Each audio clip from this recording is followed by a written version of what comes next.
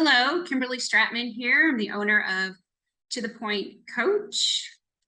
Glad to be back with you. Yes, happy to be back. My name is Monica Eaton. I am the owner of 50 Fierce and Fit. And today we are here to share with you all specialty units, getting your mind right to apply for a specialty unit and also getting your body right. So I'm going to start things off with the considerations of getting your body in shape for these specialty units. So obviously there's a handful of different specialty units a lot of us can apply for, with the most physical one being a SWAT operator or special response team type school. When it comes to those considerations, there's a high degree of physicality. So that means you need to be in even better shape than what you are on for patrol, because you're dealing with a lot more high stress, high skill level situations. So what I would say for you is to, and this is for any specialty unit, but research the position that you want to apply to. Most departments will have manuals, or at least someone that you can talk to that will tell you what the physical fitness test is going to be. For instance, for the SWAT test from the agency I was previously with, they had a manual that laid out each part of the test, that had different shooting skills, a lot of odd object type moving, ladder climbing, putting on and off a gas mask or a SWAT vest, things like that. So obviously you're going to have to be able to move your own body through space, and you're going to need to be able to move heavy equipment through space. So not only is it just you and your equipment, it's you and your normal duty belt, vest, equipment, and then some. So that takes an extra level of strength, especially being a woman. That takes a lot more training because we're not naturally prone to having that extra strength. So you got to prepare for it. You got to plan ahead. You got to make sure you have at least 3 to 6 months to really put in the time to make sure you're ready for something like this. So from there, what I would do is to break it apart. Say part of that test is getting over a 6-foot wall with having all of your gear on. So that means you got to get your body 6 foot up in the air, and you got to move that extra weight up and over that wall. So I would take something like that, a big skill of scaling a wall, and I would break it down into smaller pieces. So what goes into that? You have to jump and you have to pull, and you have to be able to pull yourself over the wall. So what does that look like? It looks like doing a lot of box jumps, doing weighted box jumps, trying to increase your height on those box jumps. But also the other aspect of that is the pulling aspect. Being able to do pull-ups with your own body weight, being able to do pull-ups with extra weight on top of you, and then also being able to hold your chin over the bar to make sure that you can hold yourself up there long enough to get your legs over the wall.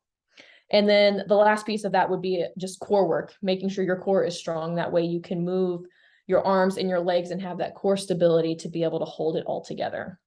Monica, Go can I ahead. ask a question? Yes. What if right now I know I can't get over a 6-foot wall? I mean, there's chain link, there's wood, there's brick walls. What if I don't even think I can do it at all?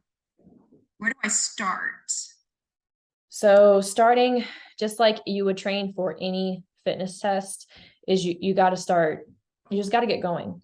If you don't have the basics as far as being able to run, to jump, to move your own body weight, that's where you need to start, because obviously it's going to compound when you start adding the extra weight of the gear. Even if you're under a high stress level, we all know it's harder to operate under a high stress level.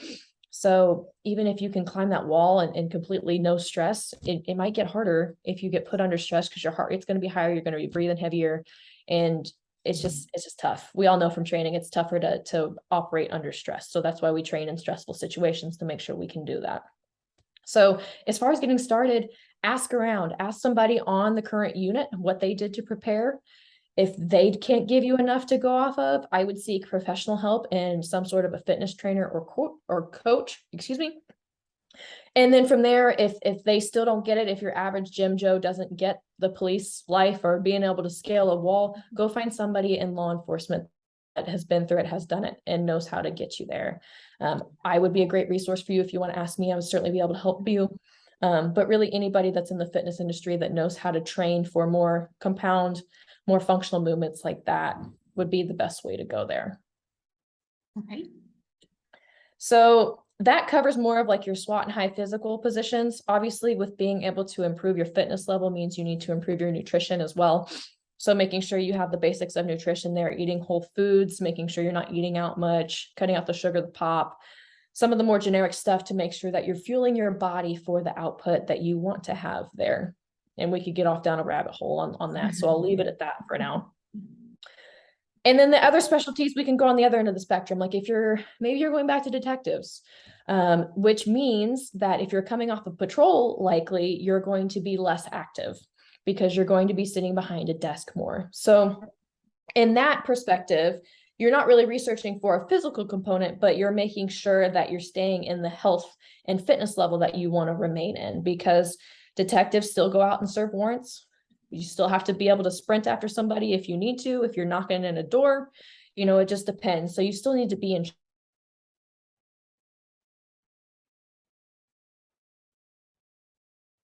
fits. So you can't let yourself get too far gone there. So some considerations with going back to detectives would be same thing with the nutrition, making sure you're keeping that in check. You're not sitting there eating a bunch of snacks and M&Ms at your desk, because it's easy to sit and snack when you get bored, but also making sure you're staying active. So maybe getting up and walking around the building once an hour, focusing on a step count using a Fitbit or your Apple Watch or something like that to make sure you're getting in a step count every day. 10,000 steps is a good goal there. And then making sure you're staying active outside of work too. So getting your workouts in the gym, or if it's just going for a walk with the family or a bike ride or something like that, making sure that you are still at the end of the day fit for duty and can go out on patrol or pick up an overtime shift and be able to execute without being concerned about being overweight or being sluggish just because you went to a different specialty that is less active. Monica, the internet locked up really quick, so I'm not sure if it was in my end or your end, and I just want to make sure. You might have said this, but how often do you hear from somebody who is supposed to put a uniform on and they haven't worn it in a while, and the uniform doesn't fit them anymore? You hear that very often? Yeah, I mean, it's pretty common. A lot of people who reach out to me for some fitness help within the scope of my business. I create customized programs, nutrition and fitness programs for first responders to make sure that you're confident and that you're fit for duty and you're feeling good in your skin and in your uniform. And a lot of people, that's the problem. They get out of the academy. That's when you first get fitted for your class A's and your vest. And you just lost 20 pounds because you've been working out every day of the week for the last 6 months, probably. And 3 years down the road, you put the 20 pounds, 20, 30 pounds back on, and you're picking up that class A to go to your academy graduation going, oh, shoot, this is too tight. This doesn't fit. One of my academy classmates had to do that. He showed up to a graduation in a suit and tie because his class A wouldn't fit. No. So something to keep in mind. I think most people are pretty happy with what shape they're in when they come out of the academy, but realize that their activity level changes because obviously you're not being mandated to do PT every day once you go out to patrol. So another good point to keep in mind, just to maintain and make sure you're staying in the shape you want to be in and not just letting yourself go once the initial requirements and stress of the academy end. And let's be honest, if our target audience is women, a lot of times, you have babies, and even if you didn't get out of shape while you were pregnant, getting back into shape to work the streets or get your uniform on or work in a unit can be challenging. Yeah, I've recently had two women I've worked with who just had babies, and one was able to get back to below her pre-pregnancy weight, which was exciting. It was exciting for her to watch, and she said she was back in her pre-pregnancy clothes, and it was cool seeing the pictures of her showing the difference of sizes and how her pants had gotten too big, and she was being able to take in the vest and the belt and make progress there. And also, working around pumping and feeding the baby and sleep schedules and all of that stuff, and still being able to work out and improve nutrition and all of those things. We made all those work for her, and it was exciting. She was happy to go back to work. She was excited to go back to work. And she said a lot of her coworkers were complimenting her because they noticed that she was making good improvements there. Yes. On a later video, when we do a video in the future, I will tell the story of my first day back at work after having my first son by emergency C-section and getting stuck in a culvert, not able to get out. It's Not for today, though. We'll share that later. Yes. So I think unless you have any more questions for me, that pretty much covers the basics of just some physical considerations to get your body right and for that specialty test, or maybe just on duty in general, wanting to improve and make sure you can still scale that 6-foot wall if you need to, you can still fight if you need to. But obviously raising your level of fitness if you're going towards a unit that requires a high level of physicality, like SWAT or K9 or anything like that. And then also just things to be mindful of if you do go back to a specialty that's more behind the scenes, more administrative or more desk work, that you're still staying fit, that you're not letting the snacks and the more sedentary job pack on the pounds for you. So what about the mental side of things? I'm curious to hear what you have there. Okay, so now I am a different kind of coach than Monica is. Monica is taking her expertise and her experience, and she's telling you what to do to get the results that you want.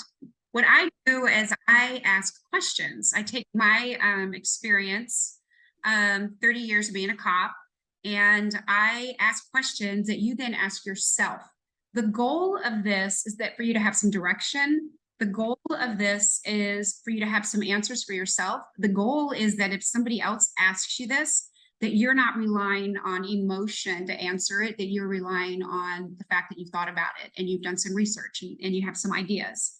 So these are questions. There's no right or wrong answer to any of this. And please don't read into anything that I say that there's a right or wrong answer. These are questions for you to answer when you were thinking about going to a specialized unit. How are you wired? What makes you tick? I'm about that. How are you wired? Not how you want to be wired, but how are you wired? Do you thrive working alone? Are you a true team player? This is very serious here. What motivates you? Do you play hard and win for your ego? Do you do a good job for your ego? Or do you only play or work well when you feel good? And do you have the ability, currently have the ability to do the mental preparedness to do the right thing all the time? And here's a big question.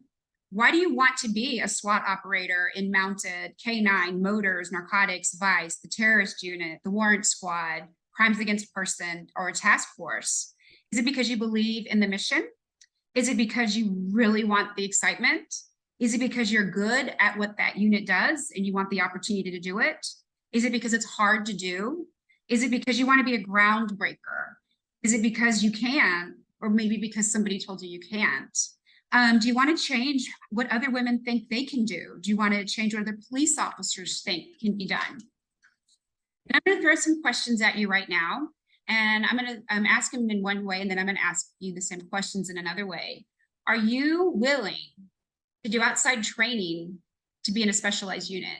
Are you willing to do outside training at your own expense? Are you willing to volunteer at the horse barn? Are you willing to get more education? And this is a topic here that Monica and I have talked about quite a bit. When it comes to family, are you willing to delay having a family? Are you willing to give less to a relationship? Are you willing to put up with childcare concerns? Are you willing to not nurse your baby? Are you willing to do extra everything? Are you willing to have to hear unacceptable words or talk when you first get to the unit? So I'm going to ask those same questions, but I'm going to flip it. What are you not willing to do? Are you not willing to do outside training? Are you not willing to delay having a family? Are you not willing to have childcare concerns? Are you not willing to give less to a relationship? So it's the same question, it's just asked differently. It might make your mind think a little bit different. And then some related topics. So an interesting fact, and that is my minor in college from Texas Tech from a long, long time ago, is women's studies. So these topics have been up for a long time about how women can thrive and what women need to do in the workplace and how we can do what we want to do and be successful. And it's still there. The questions are still there. That's why Monica and I are serving you. And why is it important to have women throughout our departments in different units and different levels? How does being in a specialized unit affect your promotion opportunities? What about your pay opportunities? What about the ability to have a take-home vehicle? Some other questions just to kind of make you think is, when did women start wearing pants in law enforcement? When did they start wearing their pistol on their hip and not in a purse? Who is the first woman in your department? Who's the first female commander in your department? Who's the first woman killed in line of duty in your department? Are women allowed to date or marry other officers? Since women have been involved in police work, have complaints gone down? Have injuries gone down? And then this is kind of a big one here. This is kind of a big one, and I really want you to think about this. What does your department do if you're pregnant? What jobs are you allowed to do when you're pregnant? What jobs are you not allowed to do when you're pregnant? And for you personally, taking the attention off of the department, but putting it on yourself, when are you able to put your child first? Whether you're patrol, specialized unit, especially specialized unit, when are you able to put your child first? Is it as soon as you know that you're pregnant? Is it when you give birth to the child? When are you able to put your child first? Very, very important question. Who started this journey for us? Monica and I have talked about this a lot, about how did this all start for us? And what are we going to do to help other women behind us? Lots and lots of questions. So you actually have these answers inside of you, even if you don't know it yet. But if you think about these, if any of these questions kind of hit you in one way, good or bad, kind of think about it and see if that helps you get ready for applying to a specialized unit. I cannot stress enough how important it is to be mentally prepared to do all the mind work, all of the mental work, while, before, during, after you're doing all the physical work also. I like those points a lot. And I think it's very important at any point in your career to really do that inner work and ask those questions and really find your why.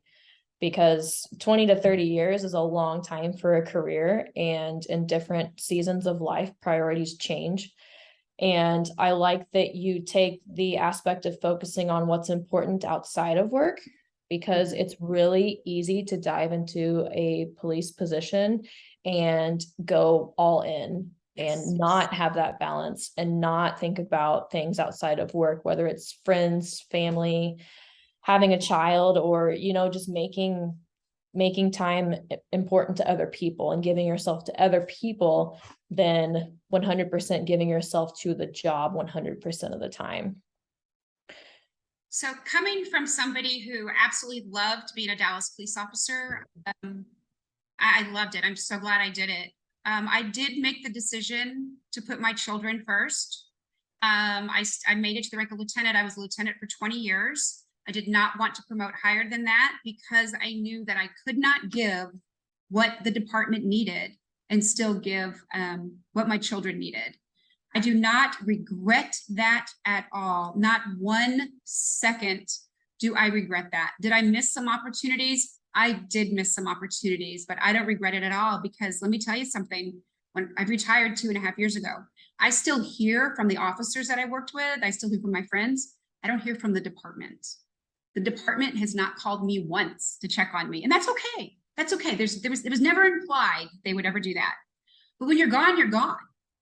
Somebody else has taken my place. I was the most senior lieutenant. The next in line was glad that I left. He wanted to be the senior lieutenant, you know? So, but my children are part of my life. My friends are a part of my life. My community are part of my life. My health is part of my life. My fitness is part of my life. It was an honor and a privilege to be a police officer for 30 years. That was a job. It was a calling. It was a calling. Okay, I'm not going to lie. It was a calling. And that's why I still serve female police officers now like this. But you hit the nail on the head. We have got to take care of ourselves. We have to take care of ourselves. Make the sacrifices for the job when it's appropriate, but know what you're sacrificing. Know why you're sacrificing it. Know what it is that you want to get at the end of it. Know what your goal is at the end of it. And be very kind to yourself in the process, recognizing your goals are going to change. Your goals when you're in the academy are one thing. Your goals a couple years out when you fall in love or something else. And then a couple years later, if you think about having babies or you don't think about having babies, whatever, but it changes. It changes. What you want to do at 40 is different than what you wanted to do at 25. So it's different. But if you always ask yourself questions, and if you've taken care of your fitness, and you've taken care of your nutrition, you've taken care of your body, you're taking care of your mind and your mental health, you have a higher possibility of thriving. And that's what you and I are in this for, right? Yes. Yes. I like that a lot. And I think that's a good lead into asking the question of what do you think the bigger impact is there, whether it's in you taking a specific position or maybe your role inside of the police department in general, or the role that you're setting, the example you're setting for your friends, family, children. What is your larger why, and what is your big impact behind chasing these goals and going after what you want to in life? Absolutely. And I hope everybody's excited as you and I are about our next topic that we're going to cover, which is stereotypes of women in law enforcement. And I think some of this you're going to laugh at and some of it you're going to cringe. So that's going to be a very interesting topic. And the way we hope to approach this is that you don't become a victim of your internal stereotypes and the external stereotypes. Did I say that right? Is that what? Yeah, I believe so. Yes. And maybe laughing at people like me who have the RBF that people think are not approachable. I think that fits as one of those more cringeworthy stereotypes. But yes, really focusing on how to take the good, leave the bad, and figure out how to step into your own and kind of leave some of those stereotypes aside so you can debunk some of those, but also maybe make some of those work for you. You never know. Make it work, girl. Make it work. Okay, well, thank you so much, everybody. Hey, did you want to tell them how to get a hold of you? Yes, so my business name is 50 Fierce and Fit. You can find the Facebook group. It's 50 Fierce and Fit group. That's probably the best way to get a hold of me if you have a Facebook account, is to go search for that. Otherwise, you can find me on Instagram, and I recently started TikTok, so on that fun too. Both handles are 50 Fierce and Fit. But again, finding me on Facebook, or you can find me by name. You can message me by my personal profile too. That's how I communicate with everybody. Name is Monica Eaton. You can search that there, or you can search for the Facebook group, which I also post a lot of good content there. So you may learn something. Good stuff. Good stuff. Okay, I have a Facebook page. It's called Bold and Brave Women. It's a public group. You can find us there. Monica also has some stuff on that. And I have a YouTube channel that I could not even begin to tell you what the name of that is. But you can find that through Bold and Brave Women. And then I have a website that is tothepointcoach.org. And I am Kimberly Stratman. And I do want to put this out here really quick. I offer this. I've been teaching for years. I've been coaching for years. And I want to tell people that you can get a hold of me about topics that we didn't cover on this. If you need some help with anything, get a hold of me. If I can't help you, people like Monica can help you. Monica and I have a large group of people that can help you. So don't think you have to keep it topic related. We would love for some comments on the topic, but if it's anything else, just get a hold of us and we will help you. And I believe deeply that if you have the question, if you have the issue, somebody else has it also. We will not share your business. We will help you, but we can help some other women also. I think is that everything for today? Yes. And of course, as you're speaking, I have more ideas coming to me. So we'll have good things coming for you guys in the future, I promise. Excellent. Thanks so much. Bye, y'all. Oh, and just FYI, we don't know how to edit this, so you get exactly what it is. Oh, we might learn along the way. Hey, we're learning as we go too. It's all good. Okay, bye, y'all.